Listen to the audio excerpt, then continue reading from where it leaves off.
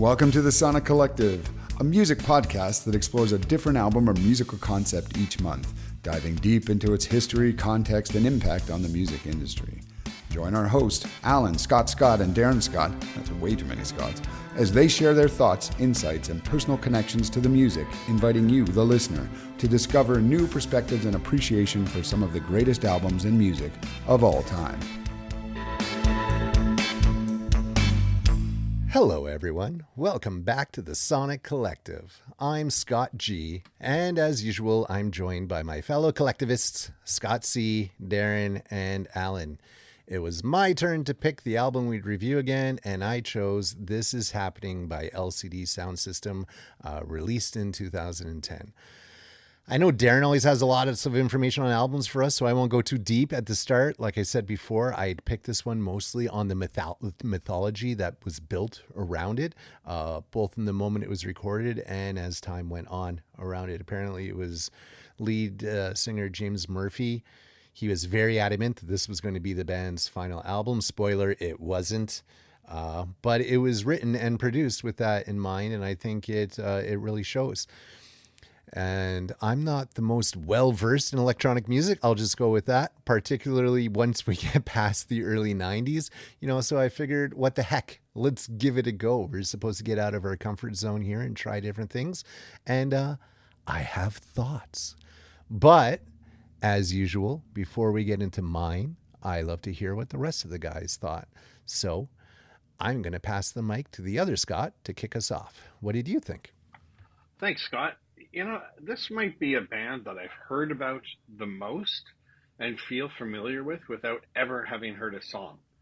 I've known the name of this band for probably a decade, and I've heard them referenced on countless TV shows and movies, and I almost feel like I know them, but I realized I really don't think I've ever heard a song. I've probably heard something in a TV show and I didn't know it, but I can't name you a song, and I went into it completely blind. And it wasn't what I thought it was going to be. So then I've been trying to figure out, what did I think they were going to sound like or be? And maybe it's kind of like I was thinking something along the lines of Florence and the Machine, like some rockish, vibes with some poppy synth in there. I knew there was synth involved. But yeah, I really went into it blind, thinking maybe they're a bit more pop band with a bit more rock. So it was a big surprise to listen to this. And I got to say, I don't think this is like anything I've actually ever listened to either. It is so different, and I felt the entire time I was listening to it like it was an experiment or it was a project, or if an adult collective went to Japan and all embarked upon their own personal musical art project, that this was an art project or something, because it never sounded to me like a typical album. There was so much going on in it, and some of it I liked and some of it I didn't, and some of it I'm still trying to make sense of. I'm the guy always talking about the length of albums, but at 80 minutes long, I did find it was a little challenging this month to get through it any more than 3 times. So I did get through it 3 times, but you got to have a big chunk of time to really achieve that. So a few songs. All I Want, it's reasonably groovy, and right away I heard Heroes by David Bowie. And I don't know if it's a ripoff, or I guess everything now is going to sound like something, but immediately I think that's the first song. I'm like, oh, this kind of reminds me of Heroes by David Bowie. And then Can Change, I was it was kind of funky, and immediately I had a picture of working at Lloyd's Recreation in Calgary, roller skating. I don't know why, but every time I heard Can Change, I just wanted to lace up some skates and go for it. I thought You Wanted to Hit was kind of funny. Just the name of it's very, very neat. And again, this to me was like an art installation or a song or sound that would be in the back while looking at an art exhibit. It seems deliberately out of tune at points, and there's really weird keyboards. I kept thinking of Radio Shack keyboards back as a kid and some of the sounds some of those made. If there was a song, that I really liked the best, although I'll say I don't think at this point there's anything on here that jumps out or is going to make my playlist, but Powwow. It's pretty out there. It's long. It's almost like a 12-inch single remix that they used to do back in the day when I was a DJ. The lyrics are kind of fun. We have a black president. You don't give us your drugs. So this would be my favorite. And then what's also funny, about saying a song sounds like another song. And this one to me almost sounds more, it's almost a cover. Is Someone's Calling at the end immediately remind me of Night Clubbing by Iggy Pop, like immediately. And every time I've heard it, I'm like, this is just like Night Clubbing, which then is weird because Bowie helped produce some of Iggy Pop stuff. And the reference earlier to the Bowie song is around the exact same time of Night Clubbing was made. So I'm like, huh, both of those songs come from the exact same time period from two artists that used to kind of work together. So I don't know if it's just me or there are those influences. I actually rarely read up on these I don't want to bias myself. Um, yeah. So look, I think this is one for me. I don't quite get it. I'm not so sure I'm smart enough. I really do view it as art. And I think beyond the three listens, I probably have to really probably smoke a big fat joint. I have to sit down and not move or be doing anything else and really, really listen to it because I think this might be one of those that, again, I don't get right away. And after maybe 5 to 10 listens, I'm going to start picking up on it. It's going to start meaning more and growing on me. So it's absolutely not what I expected at all. Again, I keep saying installation art, experimental art. It really strikes me more that way, and I think because that's not my usual jam, it's just going to take more to digest. So yeah, very interesting. Don't love it, but super glad I got to it. You know what? Alan put his hand up, so over to Alan. Scott, I think this might be the closest you and I have ever been on our thoughts. It's like you're looking at my script here. I too had never really experienced LCD Soundsystem, though for whatever reason I thought maybe the name sounded really familiar. So last episode when Scott Gregory was saying we were going to be reviewing LCD Soundsystem, in my head for whatever reason I had it that it was like this top 40s electro house pop act or something. Like, I'm sure I've heard of them. I'm sure, I've listened to their song on the radio 1,000 times and I'll know it when I hear it. And that was not the case. Instead, I was greeted to some flavor of self-aware indie hipster punk rock EDM thing. And this whole month, I've been trying to find a better way to properly define the style of this music, and I keep falling short. I'm a fan of music that blurs the line between genres, so for me, that's not really a problem. However, I will say this is going to be a nuanced review for me, because right off the top, I will be honest and say, I don't think that This Is Happening really hits the mark for me, at least not as it pertains to my personal taste. However, I do have a ton of respect for LCD Soundsystem, and in particular, a certain Mr. James Murphy. So first, let me jump into what I liked about it. This Is Happening is primarily the work of one man, James Murphy, and when you look at the personnel and credentials for the album, it's blatantly clear that he is the driving force here. He is credited on the writing, the performance, the production, and the mixing of the album. The list reads really long. He's like the main vocalist. He plays the drums, the guitars, the pianos, a wide variety of different synthesizers and percussive instruments, and he knows his way around a mixing board. So clearly this guy has chops, and I respect the hell out of that. Not too dissimilar to what Dave Grohl or Trent Reznor did with early Foo Fighters or Nine Inch Nails albums, respectively. It's that sort of DIY polymath musician approach to music production, and I have always been super drawn to that. I think it's really cool, if only from an aspirational perspective. It's like these guys turn the studio itself into an instrument, and just really, really awesome to hear all of the stuff that one man can achieve. Sonically, everything sounds really neat and tidy and well produced. And Scott, as you said, like at times it sounds deliberately imperfect, but to my ear, it never sounded bad or off or sloppy. And so that demonstrates, a pretty good grasp on the production side of things. And I love how percussive a lot of these tracks are too. LCD Soundsystem emphasizes rhythmic minimalism over melody, and they craft songs that are fun and danceable, if at times pretty repetitive, and they sort of like take on this slow evolution over time. And I kept drawing parallels back to the Talking Heads for some of those reasons. And both groups are also led by these sort of like nervous intellectual type of frontmen. And like the Talking Heads, there is just a bit of weirdness to the songs, which brings me to the part that didn't really land for me with this album. I could never quite figure out where it fell on the spectrum of like how seriously I should take it. And don't get me wrong, I love a good novelty act.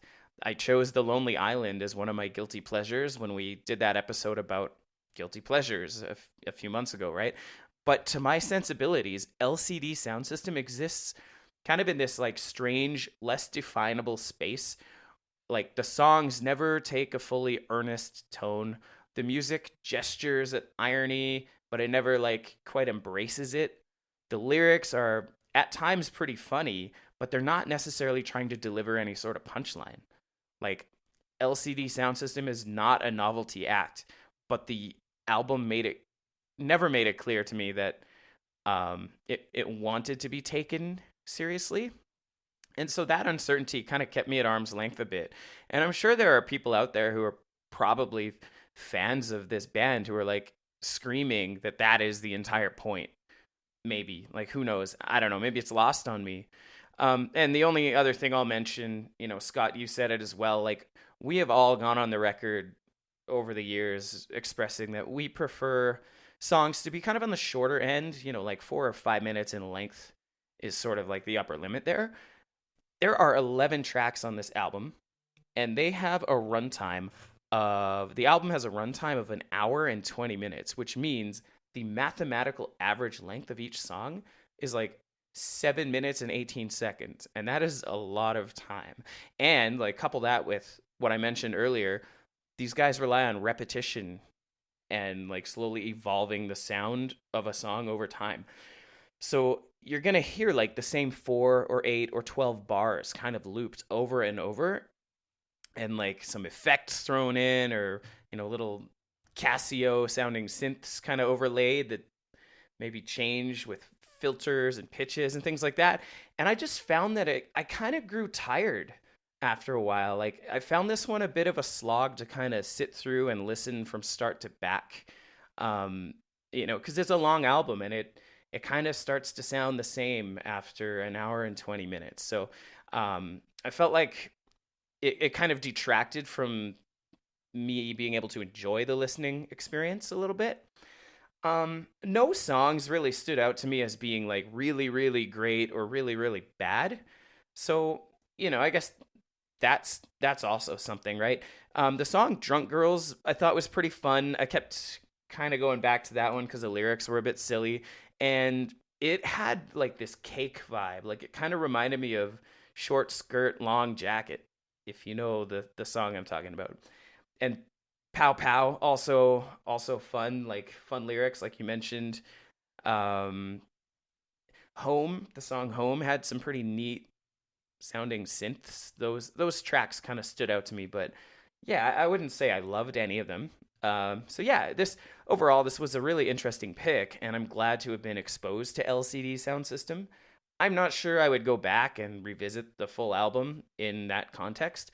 Maybe I might pick a song or two here or there and sprinkle it into a playlist, but like, I don't know, man. To be honest, none of these tracks on the album are really the kind of stuff that I play for funsies. Like, they just don't move me one way or the other cathartically, and that's not a knock against LCD. That's just kind of how musical subjectivity works. So yeah, over to you, Darren. Thanks, guys. I share a lot of the same opinion, especially in the beginning. First of all, we get a month to listen to these, which was great. I did know a little bit about LCD Soundsystem. I even checked it out. I have a couple playlists, and there's one, I think I had 5 songs on it. But they were kind of from various albums. Actually, none from this album, This Is Happening. But I did know about them a bit. One of my good friends' wife, who's actually considerably younger than him and me, but I remember her pointing me to this band. It's a millennial band, absolutely. The 30s somethings now, into their probably early 40s now. Millennials getting old now too. God damn, we're getting old. But now, like, really, it was their generation, but they put it on.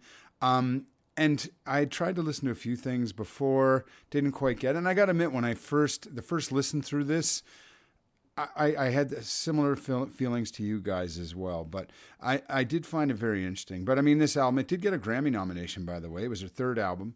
It did not win, but got a nomination. First top 10 album for them. Scott G already alluded to it, but this was supposed to be their departure. And really, one thing I loved, and I found out pretty quick, and I love it because I'm old and I'm a music nut as well, but James Murphy is like literally 2 months and 7 days younger than me. We're the exact same age. So he's 57 now. So not a young guy. So, considering it was a millennial album, he's actually a well-seasoned Gen Xer like myself. So had been around a while. So he kind of cut his teeth and spent a lot of years honing his craft. And Alan, you alluded to that. I think, and in general, a lot of these things we review, we may not love them, but we respect them as musicians and how talented they are. But the more I listened to it, the more it grew on me, to be honest. I mentioned I kind of missed them at the time, but now that I got a bit into it, I kind of started to view it as a more mature approach to electronica. Like if you think like of produced, let's just call it produced music, you can go the crazy pop route where everything's just like perfect, and we all know where that is now. And not even hip hop so much, but if you think just like all the produced and obviously heavy and the electronic and the effects and everything like that, that's one way it went. The other way it went is DJ culture, where you're getting into all these DJ and rave type music and fun and great at hockey games. And I miss that. I gotta say, I miss that too. I can listen to that music in small doses. I don't mind it. Obviously, it's good to bop to and stuff, but not a rave guy. Even though I love dancing, I do it all the time. But I actually started to respect more and more that it wasn't any of that. It was something completely different. And even if you go on Wikipedia, the first thing it says is dance punk revival, which I thought that was hilarious. Like, what a weird category to put it in. But I don't mind it in a way. I guess it was just something different. So being my age, and he cited influences from the B-52s, Yes, Can, The Fall, who I'm not that familiar with that band, OMD, Bronski Beat, The Smiths, and of course, Bowie. Scott, that was absolutely a rip-off song. He wasn't going to put it on the album because he thought he literally made it because he loved Bowie so much. He's like, I'm going to do something in that style. And he developed that song, and it sounds very similar to Heroes, has a similar kind of background rhythm and, production to it. So it was intentional in a way. He made it his own. It's not exactly the same, but it's very close. But I think in the end he left it, and actually it's a good song. And I think anybody that loves Bowie will be like, oh yeah, I really hear it there. So I like that, being an older guy, that this is where his influences came from.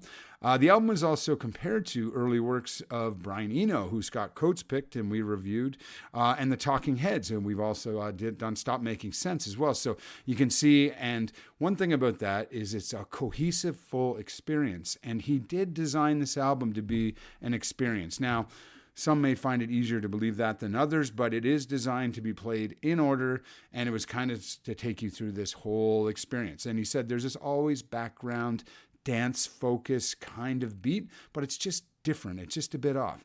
And Scott and Alan, you both mentioned it, that you thought like, it sounded like old keyboards, or that it was just slightly off. It 100% was. I guess he literally did that intentionally. He would leave in static. He was playing with loops and they would go out of phase, but he would leave them. He left the imperfections. And actually that kind of drew me in. When I learned that, I thought that was cool, because I know there's a famous quote from Tom Petty saying, music isn't supposed to be perfect. It's supposed to be, just somebody playing, and it has little nuances and it's slightly off. And he also messed with timing, where it's like sometimes the tempo slows up and slows down. It's very subtle, but it just adds to that imperfections of the album, which kind of just adds to its character. So it's not that deep, but it's done intentional, and I kind of like that he did that. He gave it a little more humanity and let's call it Gen X old guy approach, instead of like, I'm just going to be the DJ guy that presses a button or something like that, or a pop star and make it out perfect. he kind of made it his own. So I get that punk analogy in there. So I started to respect it more and more. And it is one of the albums, and I'll encourage the listeners, like, if you're not sure, listen to it a few times, especially this album. The more I did, the more it grew on me. Another thing, he was a DJ, like a nightclub DJ. And my age, like, I do it in my basement now, but I guess he literally used to do that. So he used that experience and really weaved it in. And again, how he structured the album, he tried to do it like he would be doing a DJ set at a club he used to work at. So I like that. As for the songs, and we didn't cover it yet, I think Scott G mentioned it when he did the choosing of it, but Dance Yourself is such a cool song, and it starts like super low, and you're just listening there, and I'm sure if you don't know it, just listen to it, and just put the volume wherever you think it is, but oh my God.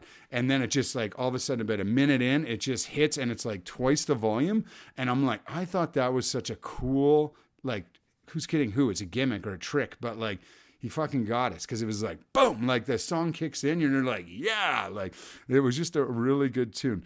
He is self-deprecating. He also was very burnt out at this time. He was sick of working with labels. It's funny, like if we go back and cover old artists of the 60s, 70s, or even today, all of them are saying the same thing. It is brutal to work with labels, all brutal. So I think a lot of the lyrics are driven to this, like, you wanted a hit, and it just like, it's hilarious. And it is the most generic. It's like boom, crack, boom, crack, boom, crack. Like when he gets the beat going, it's just like, if you could just like, oh yeah, well, I'll just put in the standard, like, make a hit pop song beat. But his lyrics over it were very clever.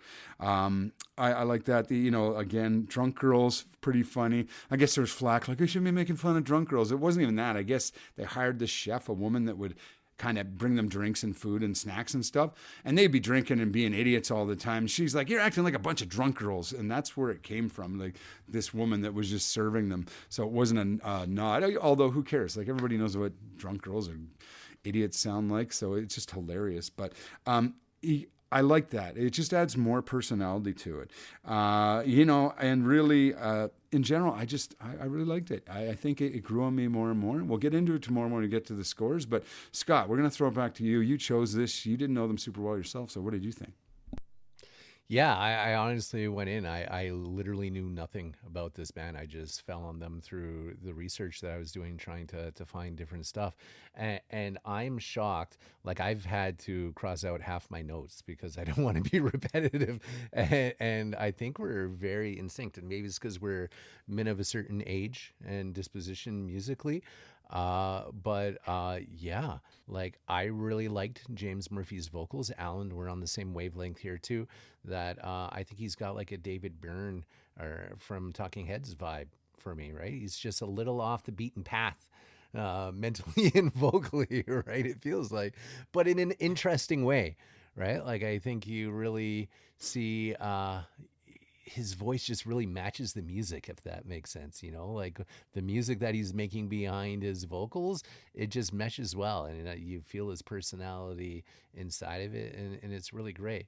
And I too read that the album was deeply influenced by Bowie's Berlin trilogy era, and you can totally feel like Talking Heads, Bowie, all of those different bands. I didn't see the B-52s part, and so that makes sense too with some of these tracks, and just that kind of funky, fun side of it as well too. He's clearly enjoying himself as he's making this album. I honestly believe when he went in that it wasn't a swan song album just for the publicity. I think he really went in with a little less pressure, a little mentally resolved, and had some fun and did some interesting things, because what the hell, there's no tomorrow, right? And so it really sounded great. And I was relying on Alan in particular to let me know where this stands with its contemporaries in the genre, the dance stuff, because I'm completely oblivious to that stuff. And I know Alan's got a bit more experience. You're an elder millennial, aren't you? Yeah. I am so an this elder is like your millennial, wheelhouse, correct. like chronologically, I guess, right? Yeah. Yeah. Well, and I don't have an answer to that, because, like, I don't know who his contemporaries would be. I've never really been into electronic music that much, especially not in 2010. So, because I was kind of asking that same question throughout the month, like who do these guys sound like?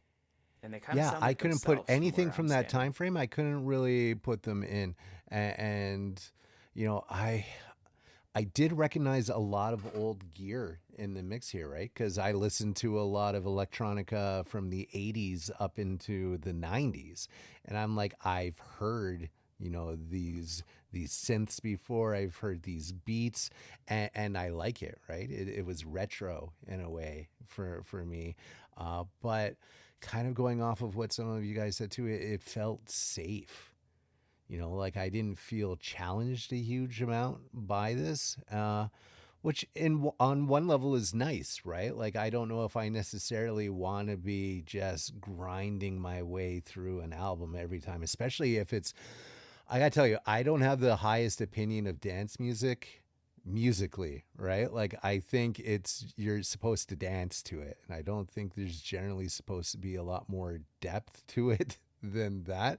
And maybe there is, right? And I think when we talked about the lyrics here, that's something that surprised me, Murphy's lyrics, because uh, it is witty. There is some depth to it, and in a way that didn't really detract from the style of the music as far as I was concerned. So it was good. But I like the blemishes too. Like now that you call it attention to it there, Darren, you know, like I think of albums where you can hear, like say on guitars, right, where you can hear them moving through the frets and things like that. And it's something that I really like on live albums, where it just doesn't sound like the studio, and there's a little bit of dirtiness to it, right? And yeah, as I think back on this album, I think I appreciated that too. Although I didn't call it out until in my notes until you mentioned it, and then I was like, yeah, totally, actually, yeah.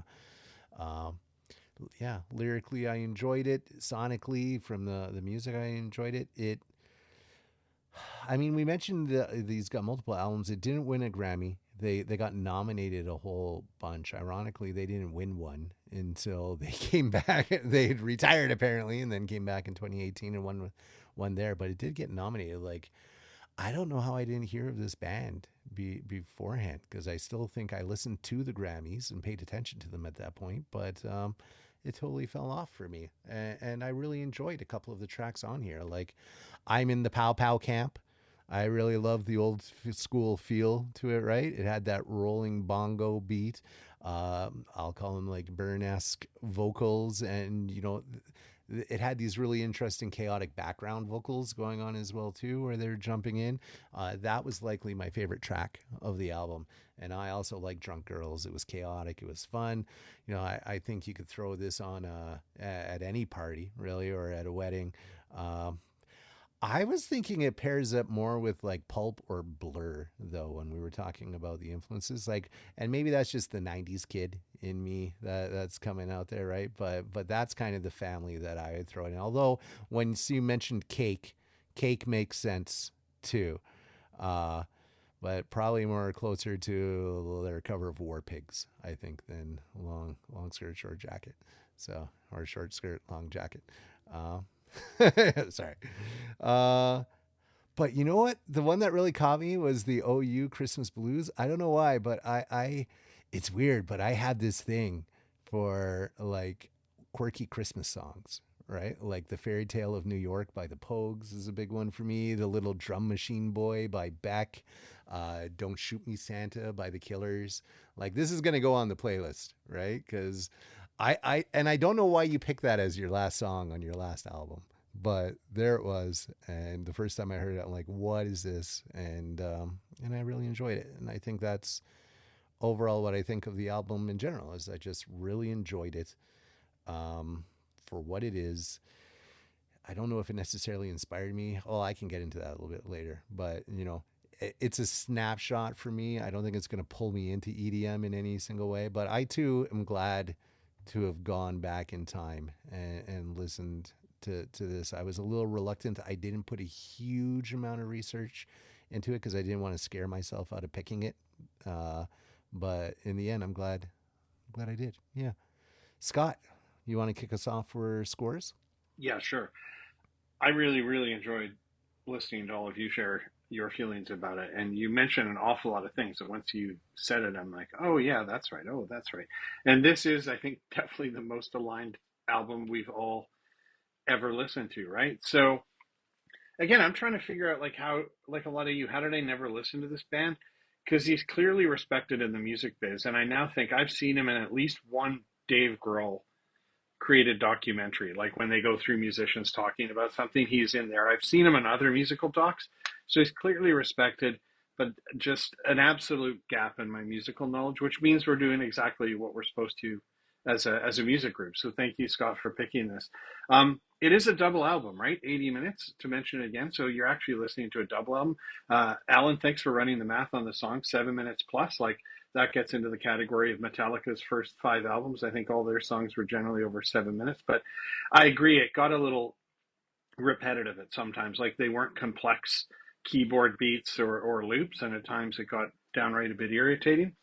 But man, your mention of Talking Heads nailed it. I think that's exactly the gap I was trying to fill. Is like you got a quirky, artistic guy that turns out some banger radio hits, but also a lot of stuff that the rest of us aren't really going to get. Cake, also another fantastic comparison. And Darren, you mentioned Eno, and Eno worked with Iggy uh, and Bowie during the Berlin years. So hey, I feel a little smart that I wasn't entirely off thinking some of that sounded like David Bowie, and I still think that last song sounds exactly like nightclubbing. So you said it, Alan. Like I'm not sure how serious to take this. What is it meant to be?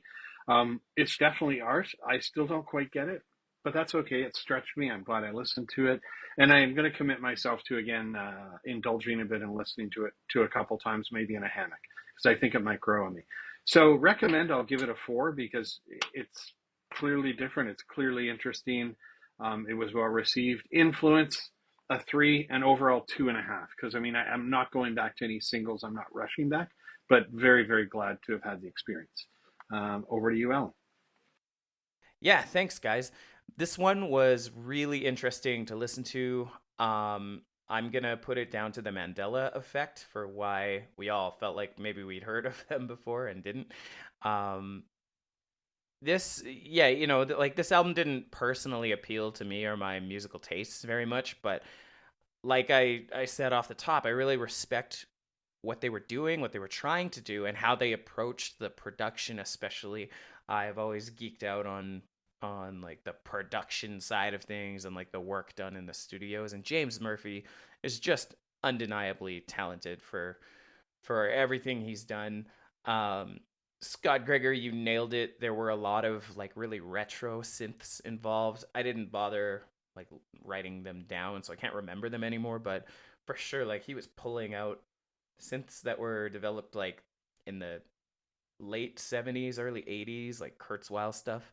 Um and so yeah, for me like really the standout of this album is not so much any one particular track, it's the production itself. Um and through all of its calculated imperfections, I still don't quite know how to classify it because it doesn't really fit into any box very neatly. It's like, is it EDM or is it alternative punk rock? Like, I don't know. And that's okay because I think music that doesn't fit neatly into a box is usually the most interesting stuff. So, as far as recommendations, if you are a Talking Heads fan, this one might appeal to you. And actually, I did already recommend it to a friend of mine who enjoys the Talking Heads. And she replied back that she's got a couple of songs from this album on a playlist. So that's cool. Additionally, this might appeal to you um, if you're into the bedroom producer stuff or DIY, musician production, whatever, like I am, like there's definitely something to take a look at here. So I'm giving this a 4 out of 5 for recommendation. As far as influence goes, I wouldn't say that it influenced my personal tastes all that much, and I don't think I'll actively be, hunting for another album or song from LCD Soundsystem anytime soon. So I can only give it a 2 out of 5. And overall, I'm going to split the difference with a 3 out of 5 because to me, there was nothing particularly wrong about this album, but there really wasn't anything that had me wanting to come back and hear more of it. So a perfectly interesting and cool album, and I'm really glad that you chose it so that we could, kind of experience LCD Soundsystem together and generate this cool conversation. Over to you, Darren. Thanks. You mentioned earlier about it being repetitive. Apparently, when they released the album, there was a sticker on it that said, may contain repetitive lyrics and monotonous vocals or something like that. It was like, again, I think he's quite self-deprecating. And he was known for not being confident and at this time struggling with if he wanted to continue, obviously because they weren't going to. But I always like to give a nod to the full band. Yes, it was kind of, not quite maybe a Foo Fighters deal, but like where Dave Grohl did it all, but he did a lot. But he does have a band that's with him. I'm going to name them all, and I don't think they were all necessarily on this album, but Nancy Wang is that female voice you always hear, and she does synth, keyboards, vocals. We got Pat Mahoney on drums, Tyler Pope on bass, guitar, and synth as well. Al Doyle, not to be confused with Alan Doyle from Great Big Sea, but guitar, synth, percussion, and Corey Ritchie, synthesizer, piano, and percussion. So a lot of similar things and sounds, but yeah, kudos to them. I would love to see them live. It sounds pretty interesting. Apparently he recorded Dance Yourself last because it was the hardest vocally, and he knew once he did it, his voice was going to be total mess. And I mean, Alan, you're the singer in the group, but apparently that song is very hard to sing, and he's yelling at a lot of points and a lot of strain on him. But the more and more I listened to it, the more I got into it. But, overall, I'm going to make it easy. I'm actually 4s across the board on this. And even though it didn't necessarily influence me so much, I actually really appreciate, like I said, the nod. It wasn't rave music. It wasn't pop music. It was something new in the middle, and I really appreciated that. And again, I recommend, listen to it a few times. And Scott, you said too, yeah, smoke a joint, do whatever you got to do to relax, and listen to it a few more. I'd recommend that to anybody because it's an interesting format in this electronica, punk weird thing, or like a dance punk revival. I don't even know what the revival part means, but yeah, so all 4s for me. But Scott Gregory. Yeah, overall, very polished. The clean vocals is great music, great backing vocals. I found it very accessible, especially the beats. They harken back to a simpler musical time. I could hear so many of the songs that I enjoyed growing up, in individual beats, and yet it is something completely new and just playful with what's come before, and I think charted a path for a lot of musicians going forward. And again, people in the audience who listen to that, feel free to write into our socials and let us know if this is your thing, because this is a little bit out of our box. So if you're like, this is like the mouth of the river for everything that I loved from the 10s and the 20s, we would love to hear that. But overall, I did like it. It had its own flair. It didn't really spark a mad rush for me to get into electronic music, though, right? I think I will go sift through their full catalog because I think they have something interesting. And if they, in their other albums, continue to kind of tease back to the music that I enjoyed before, and maybe even recognize a little of it that followed, that was inspired by it, then maybe there'll be some cemented spots in my playlist for them. I don't think I will go back and listen to this album as a whole too many times in the near future, right? But I was impressed by it. I think Murphy's managed to turn me into a fan of LCD, if not electronic music in general. So recommend. I'm going to say if you like electronic music, it's a 4. I'm going to come in at a 3 on that front, and as an influence as a 2. But I don't think that's a knock against the album. That, as Alan was alluding to before, there's very much personal taste that's coloring my scores on here. I don't want it to be a knock on the artistry of the entire band. As Darren said, there's more than one name on this album. I really think anyone listening should check it out. And if you're especially into dance music, then you'll probably rate it a lot higher than I did, for sure. And I encourage you to do so. Like the critical lists, I just had them scroll by me here. Paste Magazine ranked them number 1 for the 50 best albums of 2010. Pitchfork ranked them number 2. Rolling Stone ranked them number 3 for albums of 2010. So clearly a lot of critical acclaim from people who probably know a lot more about this genre of music than I do. So, and maybe that's what happens when you record in Rick Rubin's mansion. We'll find out. So yeah, that puts a wrap on this one. I know, Darren, you're next up. So if you want to let us know what you've got in the can, we can start listening. Thank you, Mr. Gregory. Great pick with LCD Soundsystem. Really liked that pick. Interesting. Hadn't given them the time. So speaking of time, I've lived in Alberta since 1990.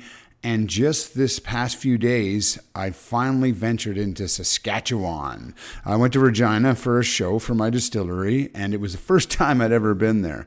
But one thing I know about Saskatchewan, and I always like to feature Canadians when I can, is that a great new modern country artist that is now really taking off across the world, but already big here in Canada, is Colter Wall. I bought one of his albums many years ago. I actually saw him very young at a Stampede party here in Calgary that was put on by Village Brewery, and another great local artist to Calgary, Michael Bernard Fitzgerald, had known Colter Wall and brought him to Calgary for the show. I thought he was super cool. He has a very unique voice. At the time, he was this kind of young, scraggly kid. I think he's only 31 now. This must have been 10 years ago or more. But he got up on the stage and he had like the deepest, coolest country voice I had heard in a long time. I mentioned I have an album, so I'm not picking that one. The one I'm going to pick, I thought, why not, is start at the beginning. So I'm going to pick Colter Wall's debut album, self-titled Colter Wall. This guy is from Saskatchewan, a Canadian legend in the making, and I hope you all enjoy him. This month's pick for May 2026 is Colter Wall's self-titled album. Thanks, guys, and back to you, Scott. Wow, that's an actually surprising pick there, Darren. Very surprising. Well thought out, it surprised me as usual. I'm really gonna dig into this one. It's really caught my fancy. So with that, we'll call this month a wrap. Stay tuned for Darren's pick. Hit us on all of the Sonic Collective socials. And until we get back together next month, stay healthy, stay happy, and take care. We're up. Hey, thanks for joining us on the Sonic Collective, where we've explored the music, the history, and the impact of some of the greatest albums of all time. We hope you've enjoyed our discussions and gained new insights and appreciation for the music you and we love. Join us next month for another exciting album, and until then, keep listening to great music.